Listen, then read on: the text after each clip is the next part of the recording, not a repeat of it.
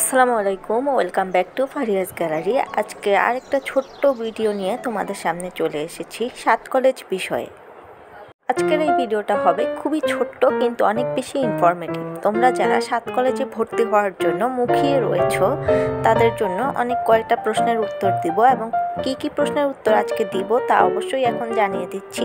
তোমরা দেখে নাও স্ক্রিনে। ইতোমধ্যেই প্রথম মেরিট এবং প্রথম মাইগ্রেশনের রেজাল্ট প্রকাশিত হয়ে গেছে, এবং আশা করা যায় এই সপ্তাহের শেষে দ্বিতীয় মাইগ্রেশনের রেজাল্ট প্রকাশিত হয়ে যাবে। তোমরা অনেকেই সাবজেক্ট পেয়ে গেছো, কিন্তু অনেকেই সাবজেক্ট পাওনি। অনেকেই দেখা গেছে অনেক দূরে সিরিয়াল নিয়েও সাবজেক্ট পেয়েছো, অনেকে অনেক কাছে থেকেও পাওনি। এর একমাত্র কারণ হচ্ছে তোমার সাবজেক্ট চয়েস লিস্ট যে তুমি দিয়েছো সেখানে কিছু ভুল।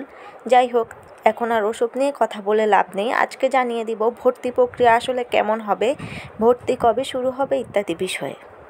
যারা এখনও সাবজেক্ট পাওনি এবং 10 থেকে 11,000 বা 12,000 সিরিয়ালের মধ্যে রয়েছো তারা অবশ্যই সাবজেক্ট পেয়ে যাবে, তোমরা আশা রাখতে পারো। মানবিক বিভাগের জন্য বলছি, কিন্তু যারা কমার্স ফ্যাকাল্টিতে রয়েছে অর্থাৎ সি ইউনিট, তাদের ক্ষেত্রে সাধারণত 2 থেকে 3,000 ওয়েটিং লিস্টের বেশি খুব বেশি টানা হয় না, কারণ যেহেতু সব জায়গায় কমার্সের সিট কম থাকে। কিন্তু তারপরও তোমরা যদি সাবজেক্ট চয়েস লিস্টটা ওভাবে দিয়ে থাকো তাহলে তোমরা আর্টসের সাবজেক্টগুলো পেতে পারো।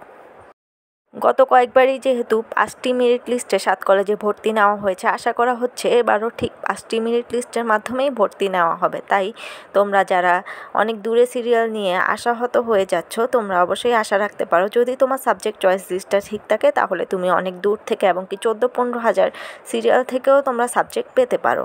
এখন ভর্তি বিষয়ে একটু বলি। ভর্তির ক্ষেত্রে কখন ভর্তি আসলে শুরু হবে? যখন তোমার সবগুলো মেরিট লিস্ট প্রকাশিত হয়ে যাবে, মানে 5টি মাইগ্রেশনের লিস্ট প্রকাশিত হয়ে যাবে, এরপর তোমার মূল ভর্তি শুরু হবে। আর এখন যারা সাবজেক্ট পাচ্ছ তোমরা অবশ্যই প্রাথমিক ভর্তি নিশ্চয়নটা করে রাখবে, এবং মাইগ্রেশন যদি তোমরা অফ করতে চাও সেই ক্ষেত্রে তোমাদেরকে 50 টাকা অ্যাড করে মাইগ্রেশনটা অফ করতে হবে, যেই নোটিশ অলরেডি ওয়েবসাইটে প্রকাশিত হয়ে গেছে, তোমরা ইতোমধ্যেই নিশ্চয়ই দেখেছো।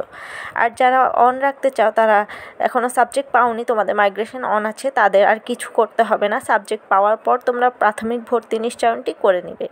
যেই গতিতে ঢাকা বিশ্ববিদ্যালয়ে অধিভুক্ত 7 কলেজ মেরিট লিস্টগুলো প্রকাশ করছে, আশা করা যাচ্ছে সেপ্টেম্বরের শেষ দিকেই তোমাদের মূল ভর্তি শুরু হয়ে যাবে, যেহেতু পরবর্তী আরও অনেকগুলো ব্যাচ রয়েছে। ভর্তির ক্ষেত্রে তোমাদের মেট্রিক এবং ইন্টারের যে মার্কশিটগুলো রয়েছে এবং সার্টিফিকেটগুলো রয়েছে সব কিছুই লাগবে।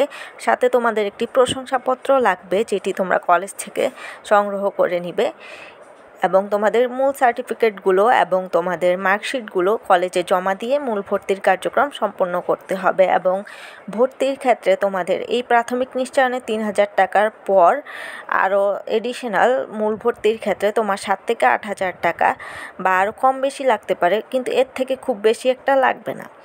আর অনেকেই মনে করছো যে প্রাথমিক ভর্তি নিশ্চয়ন একবার করার পর প্রত্যেকটা মেরিট প্রকাশের পর বারবার করতে হবে, এমন কিন্তু নয়। তুমি যদি একবার প্রাথমিক নিশ্চয়ন করে ফেলো সেই ক্ষেত্রে তোমার আর পরবর্তীতে করতে হবে না। আরেকটা বিষয়, অনেকেই মনে করছো যে প্রাথমিক নিশ্চয়নের পর তোমাকে 7 কলেজে ভর্তি হতেই হবে বা তুমি অন্য কোনো জায়গায় ভর্তি হতে পারবে না। বিষয়টা কিন্তু এমন নয়। তুমি প্রাথমিক নিশ্চয়ন করার মানে হচ্ছে তুমি ভর্তি হতে ইচ্ছুক, পরবর্তীতে তুমি ভর্তি না হলেও অন্য জায়গায় ভর্তি হলেও কোনো সমস্যা হবে না। যারা তোমরা সাবজেক্ট পেয়ে গেছো, মাইগ্রেশন অফ করে দিয়েছো এবং প্রাথমিক ভর্তি নিশ্চয়ন করে ফেলেছো, তাদের এখন আর কিছুই করার নেই। ভর্তি নোটিশ দিলে তোমরা কলেজে গিয়ে শুধুমাত্র কাগজপত্র এবং টাকা জমা দিয়ে ভর্তি হবে। আজকের জন্য এতটুকুই। সবাই ভালো থাকবে, সুস্থ থাকবে এবং সঙ্গেই থাকো।